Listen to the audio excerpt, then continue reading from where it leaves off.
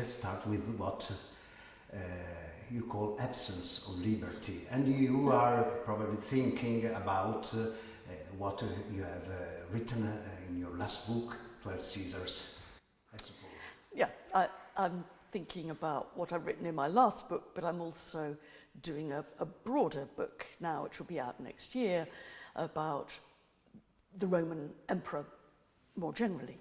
And I've become curious, not so much about the usual clashes that we see between the Roman emperor as tyrant or autocrat and the traditional political elite who found their power limited. There's very good stuff in that, but I'm more interested in how people perceived much more generally what it was not to have liberty, what the effects of not having liberty were. So I'm kind of interested in the way that Roman writers imagine the absence of liberty somehow changing the way you see the world. It takes away the truth and the reality of the world. It changes it into a fake fantasy dystopia. And what do you think about Roman citizens? How did they perceive liberty? Well, it's very difficult to answer that in a positive way, I think, which is partly why I'm going around it the back way and saying, how did they perceive not having liberty? Because perhaps that helps us see what liberty is. So if you want me to flip over my lecture, I suppose I'd say that liberty was a kind of guarantee that the world that you thought you saw around you was true, that you could, liberty was what guaranteed that you could believe what you saw, you could believe your eyes. Well, let's talk about classical archaeology. Once classical archaeology was the one and only archaeology, isn't it? It's nowadays is seen maybe as an old way to make archaeology, isn't it?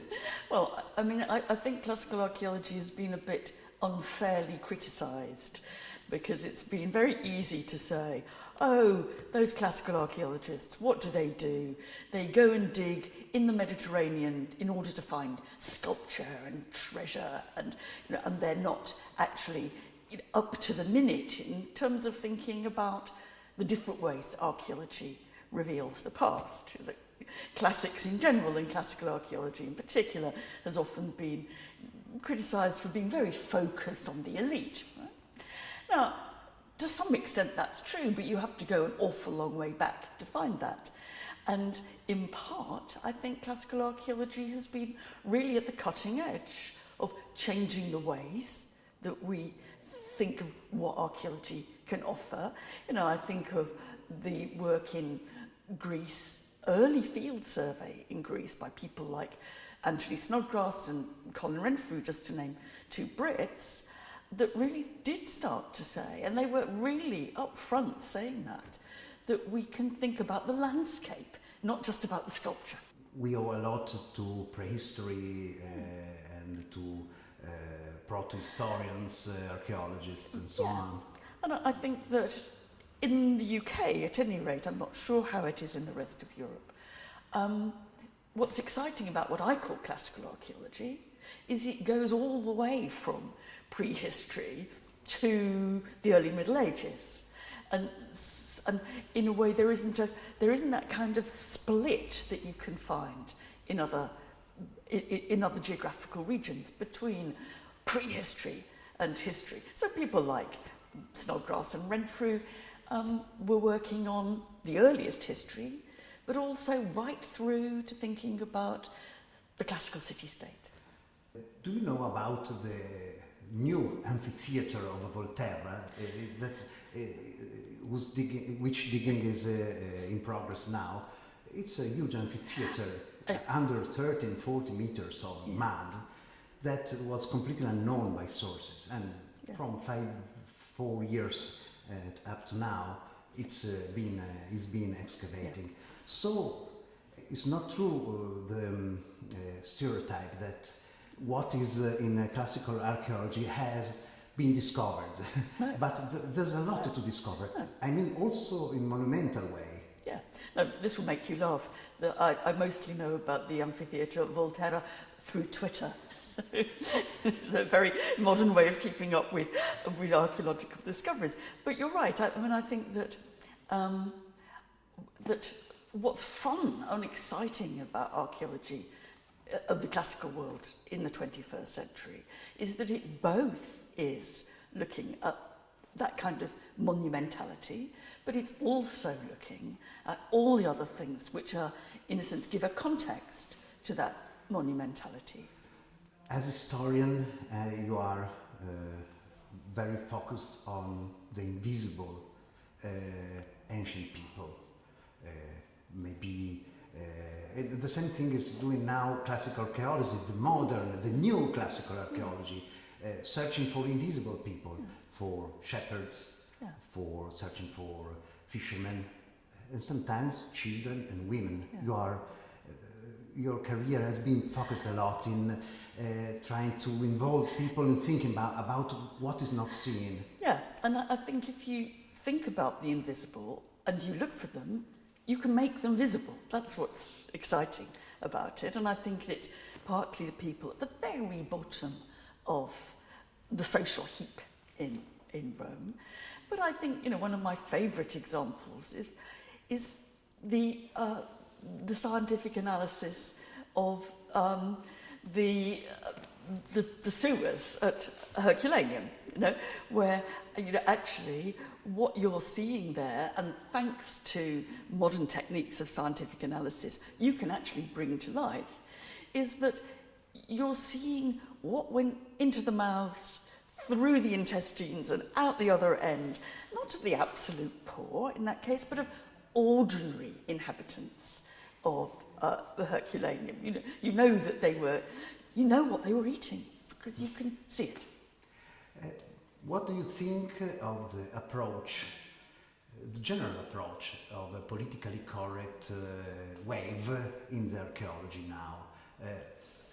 I would like to express my own before your answer, that sometimes we're pushing too much in that direction. On the other end, we have to break a wall. So I'm very curious to know what's your point of view about this. I think that I agree with you that in order to change the boundaries of what we see and what we write about and what we think we're interested in, sometimes you go too far, but maybe going too far is just part of that ebb and flow, which changes, in a sense, the definition of the subject. I think that there hasn't been a time in either classics or classical archaeology when people as old as me have not thought that the younger generation are going too far in one direction or the other, and it's usually in the end productive. So I pat them on the back, even though I do want to say, I'm actually still interested. I'm still interested in big monumental sculpture, and I'm interested in the lives of the poor and the forgotten and the dispossessed and the not white. Archaeology is deeply related with ideology, always.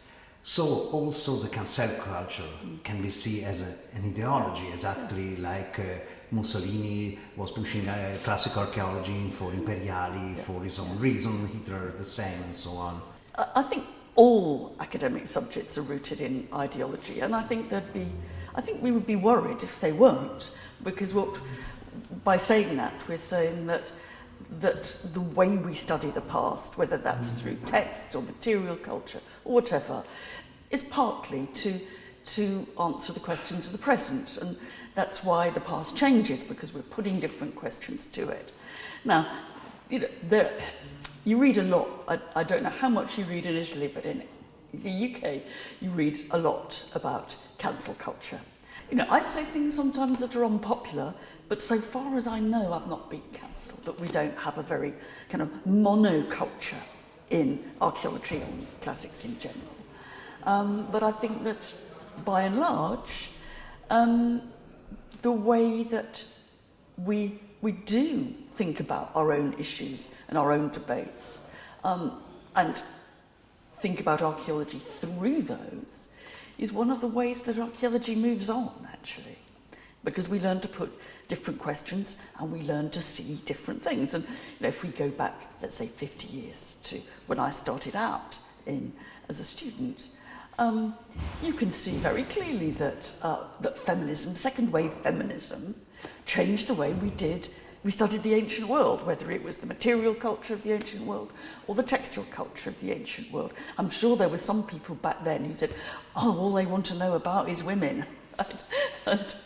But it changed our understanding of the past. So, and I think that's the same kind of thing is going on now, really. Archaeoreporter has a claim, there's nothing more contemporary than archaeology. Yeah.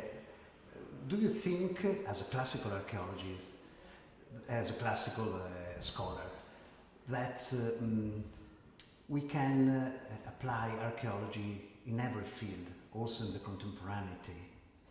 I have friends who do actually do that absolutely literally, and they excavate 1940s bungalows. I think, yes has to be the answer to that. That the one thing we don't want to have is an archaeology which is stuck in the past. Why would it be interesting if it was stuck in the past? What's interesting is the way that we talk to the past, we ask it different questions, and we ask different questions of the evidence that we have. And yes, it's a contemporary subject. I don't think archaeology can answer the problems we have of living in the 21st century, but it can help us think differently about ourselves and about now. Not, I don't study the Romans just to find out what Julius Caesar did. Two controversial questions. The first one is about volunteers in archaeology. What do you think about it?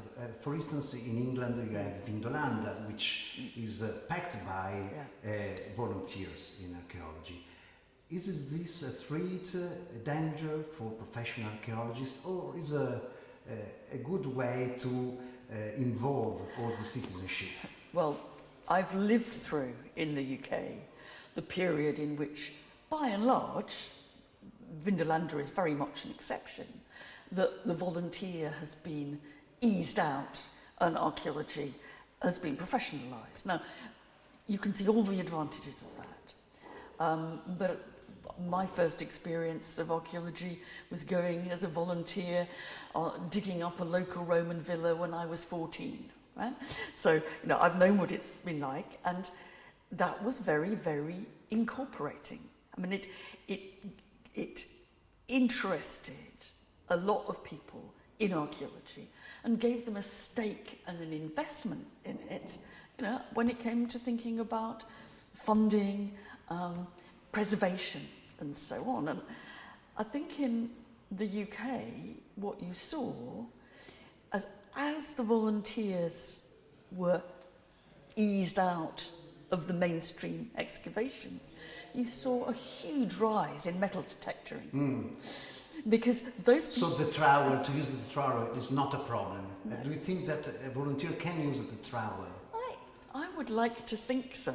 I mean, I'd also like to think that a volunteer... archaeology isn't all about trowels, and I'd like to think that volunteers can be field walking. Also, some volunteers have got very high levels of the kind of technical expertise that you now need in the study of archaeology at a much higher level than I would ever have. If you have more volunteers, you have more professional archaeologists working. Yeah. And you have more people who say, when their local museum decides to get rid of a curator, that's a bad idea. And so spreading an interest and a commitment to archaeology is actually going to help the professional archaeologist. It's not necessarily threatening the professional archaeologist. The second controversial question is about communication and archaeology. For instance, what do you think about using in the labels, in the explanations of a museum, words like Kilix, Onikoe, and so on. Or, on the other hand, if we simplify everything, is not betraying the difference between ages. I don't think that speaking more clearly to people is necessarily about simplifying. And I think that, to some extent, there are some cases when the jargon that we use is useful. Jargon, technical terminology can be very useful. It can also, we need to think about who's going to a museum and who's looking at this and what we want them to know and what we want to help them to understand. And that isn't always about, knowing the word kylix. It might be. And I think that, one of the things that I've discovered from doing television, and I hadn't, I think, really understood it in quite the same way before, is that it's possible to be untechnical, but also challenging and difficult. And, that's what you want with a museum label. And also we want to, as we look forward, probably museum labels are not going to be so important because people will be accessing information at different levels through their smartphones. And their one's got much greater opportunity of both telling them about Kylikes and Enokai and all the rest, and speaking about the different significance of these things. And often in the past, I think jargon has been a way of not really asking interesting questions. If you say it's a Kylix, so what? Now, I want to know what a Kylix was for. Well, the last question is again about Caesar, and very classical. Here we are in Padua. Padua is the town of Mantegna. Mantegna is the painter of the Triumph of Caesar that are in Hampton Court. Hampton Court, Paris. And, is that idea of classical antiquities so far away from the real antiquities? I believe that is a very difficult question to answer. It is a very difficult question, but I think it's part of the conversation. In the case of Mantegna, between us and Mantegna and us and Caesar and Mantegna and Caesar. And as soon as you start to look at how people like Caesar have been represented between then and now, the conversation becomes all the more exciting. And I'm very interested in those paintings, which have always been taken as, and in part they are, I think, always been taken as a proud celebration of Caesar's victories, all the loot and the booty and the prisoners and everything else. And I think that's one way of reading them. But I think that it's also important to look at the face of Caesar. Okay, it's much restored in the Hampton Court version, but on the basis of an early copy. And you look at that gaunt face of Caesar and you think, what happened to Caesar next? The next thing that happened in Caesar's life was that he was assassinated. And the other reading of those Mantegna pictures, which I think, in a sense, is always slightly conflicting but interesting to see them together, is that this is showing you that all that glory, all that celebration, all that success and riches, in the end, ends up with, you've been stabbed in the back, mate, and the front.